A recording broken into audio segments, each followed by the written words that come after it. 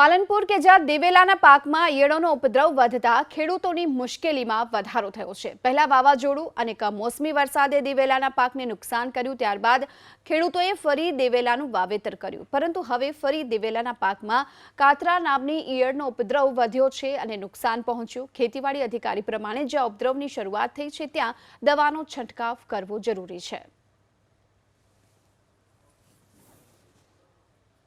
જ્યારે એરંડા વીણવા માટે આવી રીતે કોઈપણ મજૂર કામ કરતું હોય એના શરીર ઉપર પણ જ્યારે એ ફરતી હોય તો એનાથી પણ ખંજવાળના પ્રોબ્લેમ આવે છે। એટલે માણસના જીવને પણ નુકસાન છે અને સાથે સાથે પાકને પણ ખૂબ જ નુકસાન છે। તો પાકમાં ઉત્પાદન પણ આ વખતે ઓછું હોવાની શક્યતાઓ પૂરેપૂરી લાગે છે। કાતરા નામની ઈયળ આવી એટલે એને કે ભાઈ થોડો ઘણો બચ્ચે એટલા બધા અમે મૂઘા ભાવની દવાઓ લઈને છોટી ના તે કર્યું બરાબર।